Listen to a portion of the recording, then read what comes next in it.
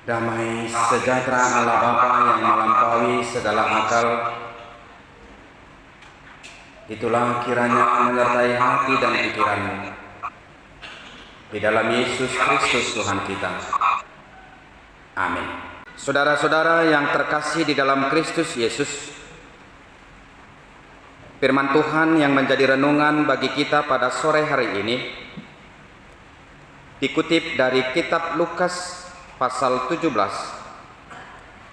ayat 11 sampai dengan ayat 19. Demikian firman Tuhan.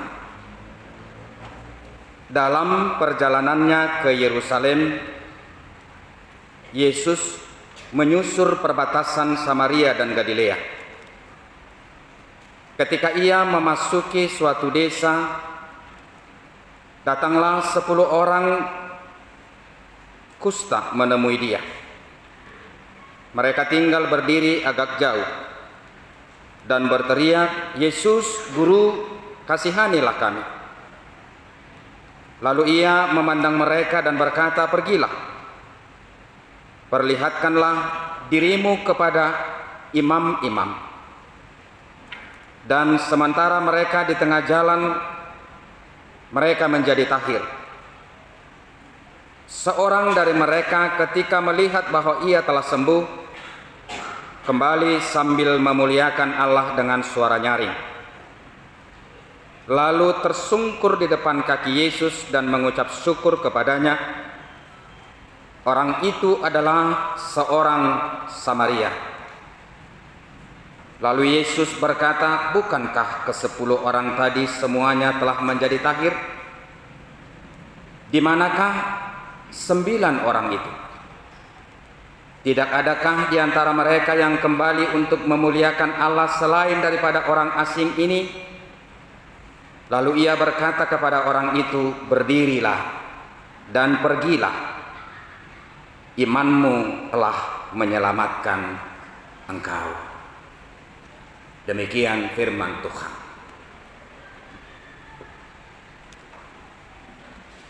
Apakah yang menjadi seruan yang terindah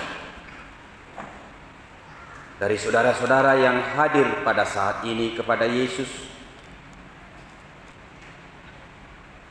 Dan apakah yang saudara harapkan dari seruan yang boleh saudara sampaikan pada hari ini kepada Yesus? Tentu menyangkut soal pergumulan yang sedang saudara alami pada saat ini. Seruan yang disampaikan oleh 10 orang yang berpenyakit kusta adalah sebuah seruan atau ungkapan yang begitu berani. Sebab orang yang penyakit kusta adalah orang yang disingkirkan. Sebab orang yang penyakit kusta adalah dianggap menjadi sumber malapetaka atau sumber penyakit. Sebab orang yang berpenyakit kusta adalah dianggap pribadi yang menerima kutukan atas dosa dan pelanggaran yang dia lakukan di hadapan Tuhan. Orang yang berpenyakit kusta tidak boleh dipangkas. Dan ketika ia mengganti pakaiannya harus dibakar.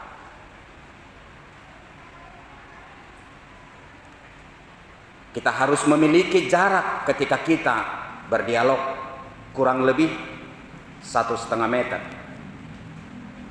Dan ketika kita berbicara dengan orang yang berpenyakit kusta, lalu arah angin datangnya dari dirinya, maka kita harus mengambil jarak kurang lebih 100 sampai dengan 150 meter dari dirinya.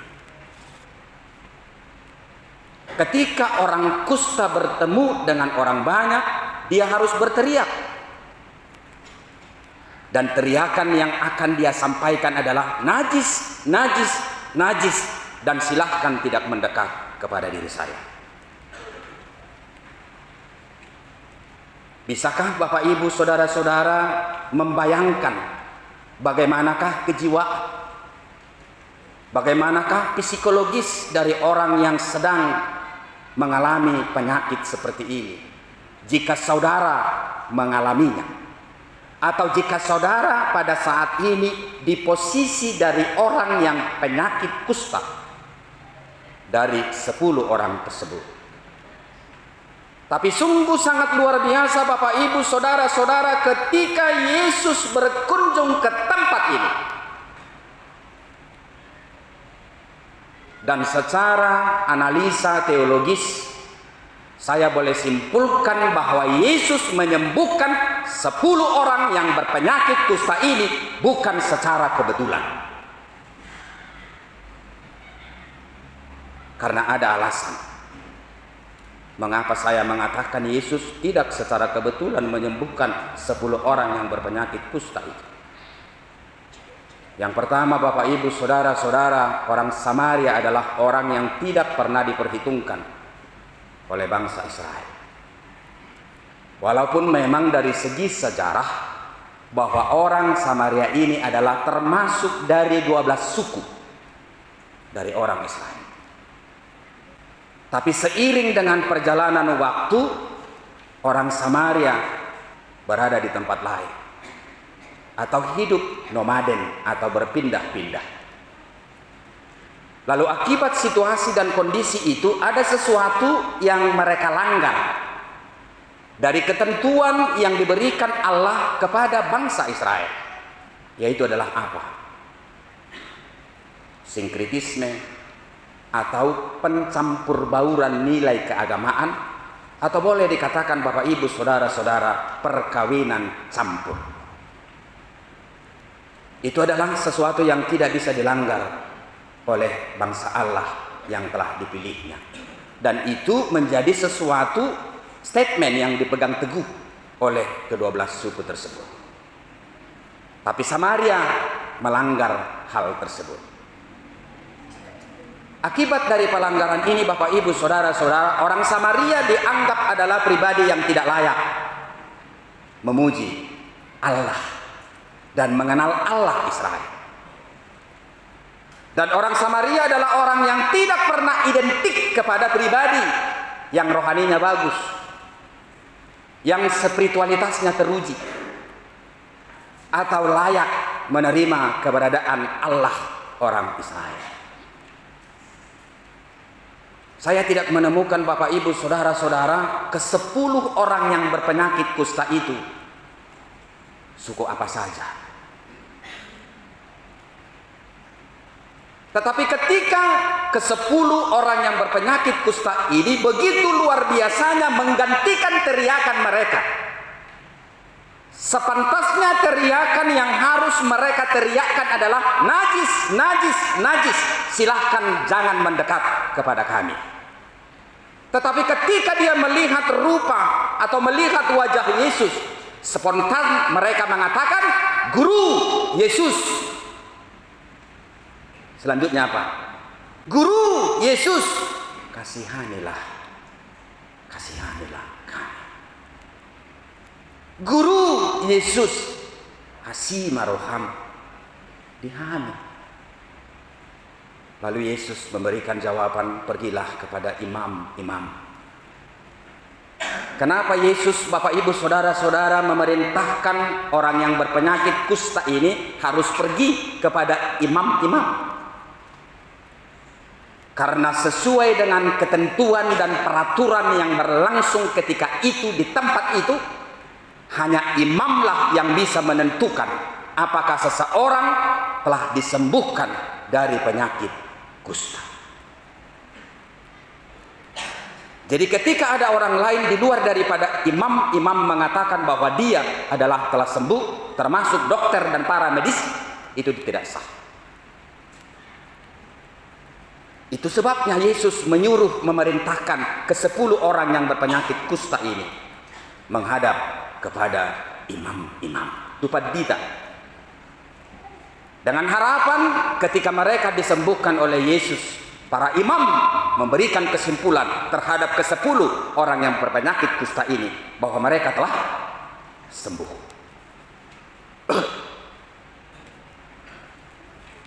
Lalu ketika proses kesembuhan itu nyata, di dalam jasmaniah, badaniah dari ke-10 orang yang berpenyakit kusta ini. Sangat ironis Bapak Ibu saudara-saudara, yang datang dan bersyukur menghadap Kristus.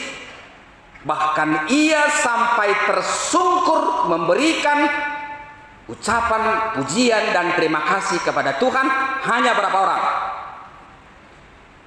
Hanya 1 orang. Hanya 1 orang. 10% dari 100%. Yang menjadi pertanyaan Bapak Ibu saudara-saudara sama seperti pertanyaan Yesus dalam firman ini, kemanakah yang 9 orang lagi? Saudara mungkin tahu kemana mereka pergi. Mungkin saat ini sedang di mall. Mungkin saat ini sedang menikmati healing, holiday. Karena kemarin mereka baru membeli mobil baru. Atau mungkin sedang merayakan kesembuhan yang sangat luar biasa. Mengundang kerabat, tetangga, handai tolan, atau famili-famili lainnya. Apakah kita terbiasa dengan hal seperti itu Bapak Ibu saudara-saudara? Ketika luar biasanya teriakan kita kepada Tuhan, ketika kita mengerang hebat, ketika impuls ada di atas kepala kita, ketika setiap hari para medis memegang suntik vitamin atau antibiotik kepada diri kita, begitu hebatnya kita luar biasa berdoa memohon kepada Tuhan. Tapi renungkanlah Bapak Ibu saudara-saudara, ketika kesembuhan itu nyata, mengucap syukur atas diri kita secara pribadi kepada Tuhan, terkadang kita lupa dan kita tidak tahu bagaimana Tuhan melakukan sesuatu yang hebat di dalam kehidupan kita. Bapak Ibu saudara-saudara, siapakah laki-laki yang satu ini yang kembali dan dia tersungkur memberikan pujian dan ucapan terima kasih kepada Allah?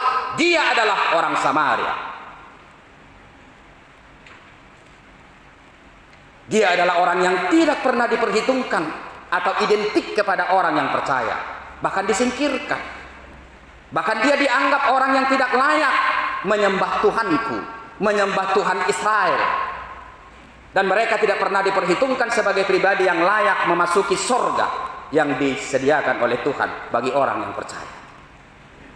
Bapak Ibu saudara-saudara, yang tidak pernah kita anggap sanggup memberikan buah, ternyata itulah yang memberikan buah. Untuk itu Bapak Ibu saudara-saudara, jangan anggap enteng kepada orang lain. Sekalipun dia sepertinya tidak memiliki batang yang hebat, ranting yang begitu banyak, daun yang begitu lebat. Mungkin dia lebih dahulu berbuah dari kita. Coba kita bayangkan, kita memiliki areal perkebunan kita mungkin 1 hektar. Kita menanam durian di sana sekitar 100 batang. Kita menumpahkan perhatian, waktu, dana. Bagaimana kita berharap supaya pohon durian ini berbuah dengan baik. Tetapi ketika kita melakukan semua usaha yang berhubungan dengan pengharapan itu, yang berbuah hanya berapa? Yang berbuah hanya 1 pohon.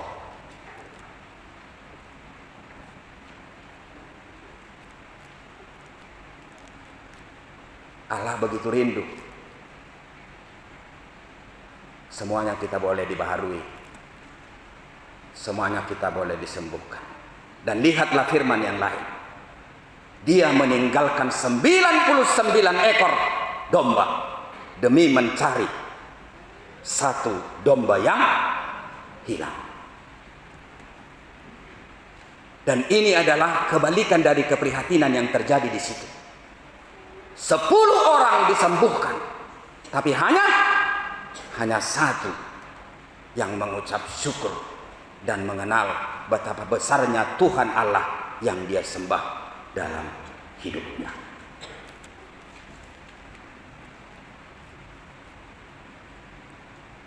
Lalu yang menjadi pertanyaan, sembuhkah yang 9 orang tadi?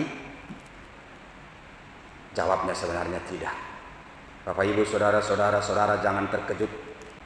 Lebih baik tubuhmu, jasmaniahmu melepuh sama seperti tubuh Ayub, tapi rohaninya hidup dan tidak pernah sakit.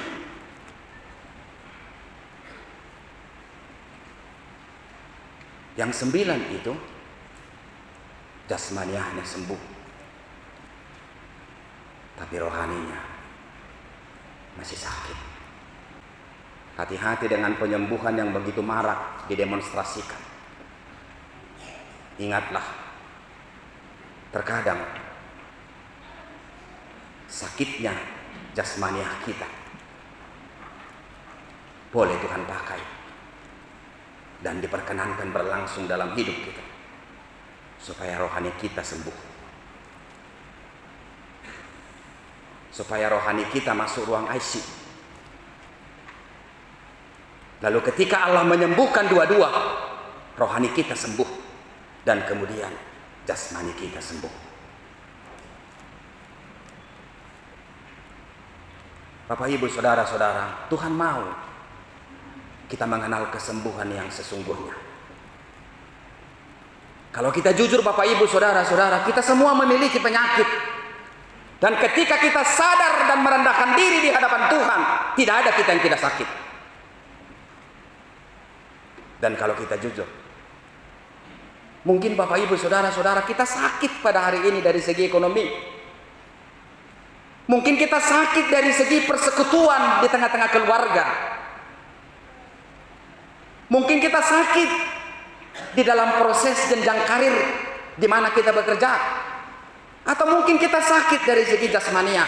Atau mungkin kita sakit dari segi persekutuan kita masing-masing.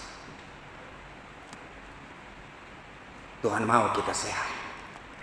Tuhan mau kita segar bugar. Tetapi ingat, yang terpenting untuk Tuhan bukanlah kesehatan jasmani kita.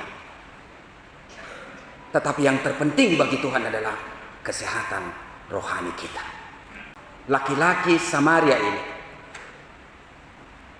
dia telah sembuh secara kemanusiaan. Kristus datang adalah untuk kesembuhan. Dan bukan hanya kesembuhan kita dari segi daging.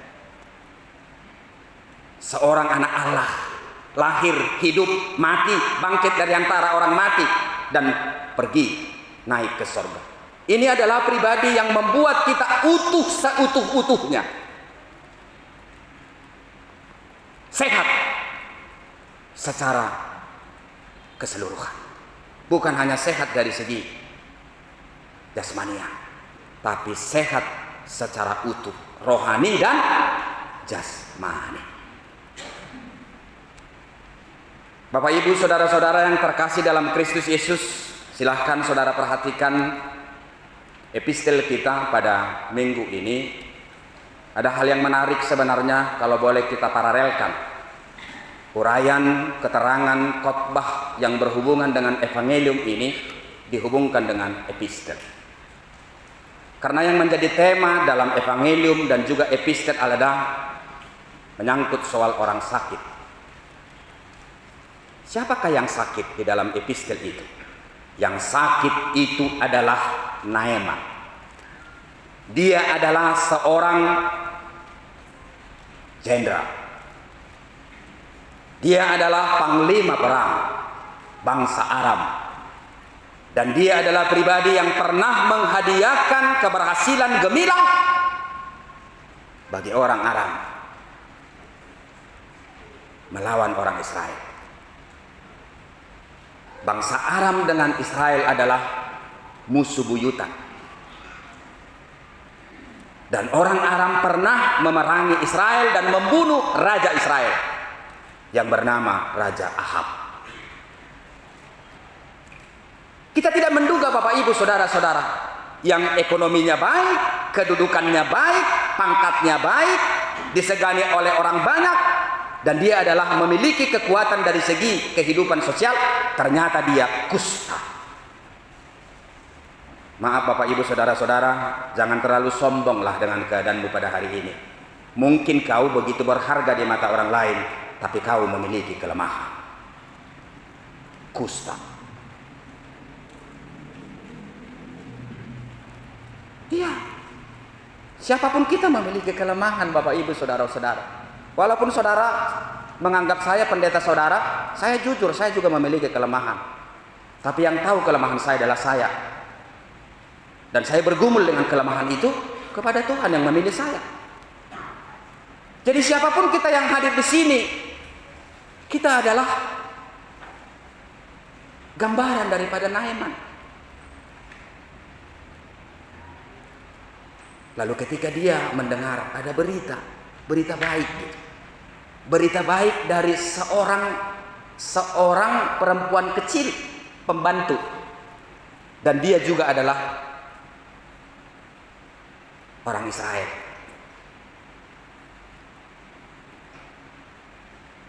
Dia mengatakan, di sana ada seorang nabi yang bisa menyembuhkan. Lalu istri daripada Naaman mendengar hal itu. Biasalah Bapak Ibu Saudara-saudara, ketika kita sakit, kita begitu jeli mendengarkan berita tentang penyembuhan.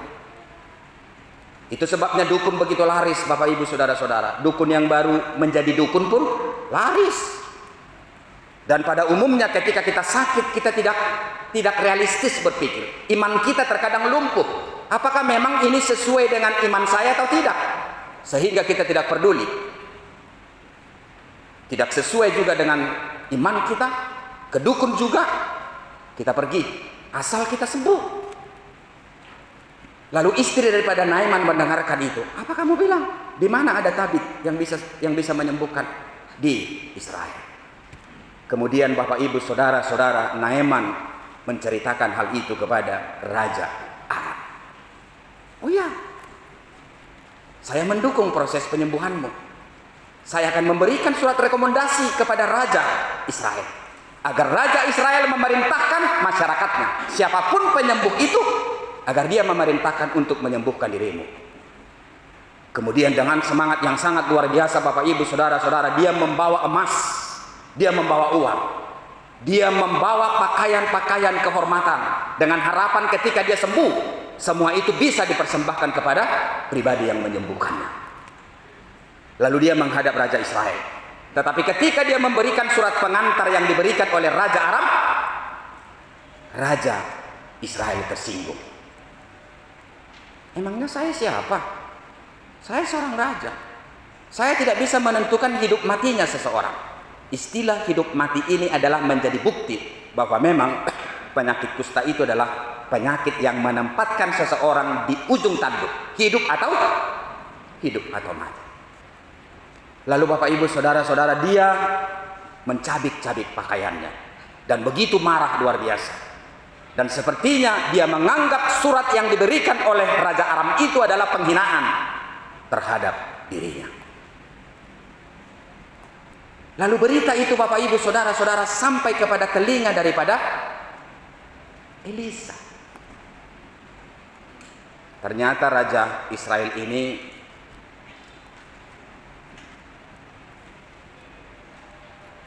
kurang jauh dia jalan-jalan. Gak tahu dia berita apa yang terjadi di daerahnya gitu. Padahal ada seorang nabi yang hebat, Elisa. Elisa itu adalah pengganti daripada Elia. Lalu Elisa mengatakan, kenapa raja itu begitu marah? Dan dia mencabik-cabik pakaiannya. Suruhlah Naaman kemari, biar saya menyembuhkan. Lalu raja itu menyuruh Naaman berangkat menemui siapa? Menemui Elisa.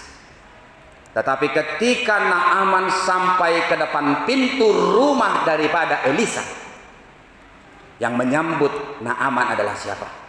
Yang menyambut Naaman adalah pembantunya. Dan sambutan itulah Bapak Ibu Saudara-saudara yang membuat ketersinggungan daripada siapa? Naaman. Kamu gak kenal dengan saya. Saya adalah panglima perang Aram. Tuanmu mana? Mengapa tidak dia yang menemui diri saya? Saya berharap dia berdoa untuk saya dan meletakkan tangannya. ke kepala saya dan mengundang Tuhan yang dia percayai menyembuhkan saya. Lalu sang pembantu mengatakan, tuan saya lagi repot. Dia tidak punya waktu bertemu dengan saudara. Pesan tuan saya terhadap dirimu, pergilah ke sungai Jordan dan silahkan engkau menenggelamkan tubuhmu sebanyak 7 kali. Dan yakini dan percayalah engkau akan sembuh.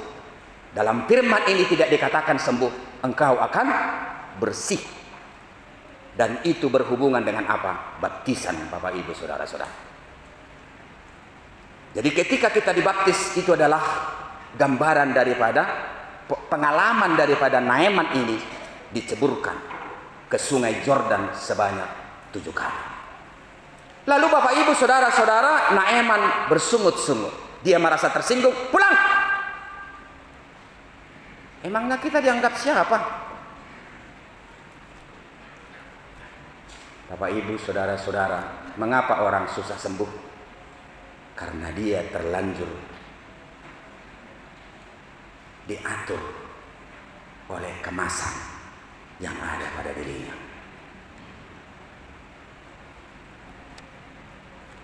Sekali lagi, mengapa orang susah sembuh?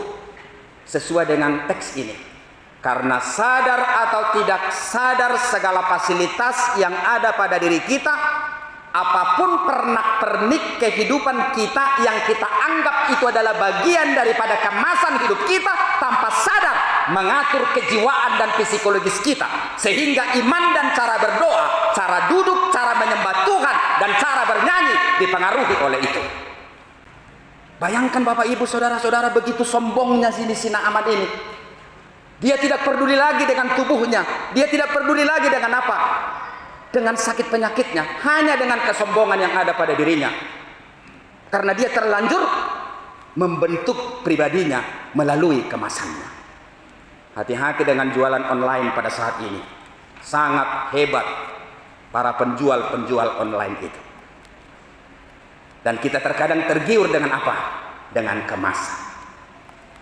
Dan begitu hebatnya dunia pada saat ini melalui aplikasi-aplikasi tertentu untuk mempertunjukkan kemasan kita. Facebook, Twitter, TikTok, dan lain-lain. Bertanding kemasan. Justru karena begitu mahalnya kemasan ini, orang gak peduli. Ketika kemasannya menjadi sesuatu yang favorit, marutak pe jadi mah. Mahal benar kemasan itu. Bapak Ibu Saudara-saudara, saya boleh tafsir sepertinya Yesus tertipu dengan kemasan. Kemasan yang disampaikan oleh orang yang berpenyakit kusta itu, Yesus, Guru, kasihanilah kami. Ini kemasan. Ternyata itu bukanlah dari hati yang paling dalam. Ternyata itu bukanlah dari pengenalan yang sungguh terhadap Kristus. Sehingga dari 10 kemasan yang terlanjur membuat Yesus tergoda untuk menyembuhkan, kemasan yang memiliki mutu berapa Bapak Ibu Saudara-saudara? Kemasan yang memiliki mutu hanya 1. Dan dia adalah orang yang tidak pernah diperhitungkan, sebab dia adalah orang Samaria. Yang terakhir Bapak Ibu Saudara-saudara, sadar atau tidak sadar, terkadang waktu, perasaan, dana kita selama kita hidup terlalu banyak memikirkan kemasan.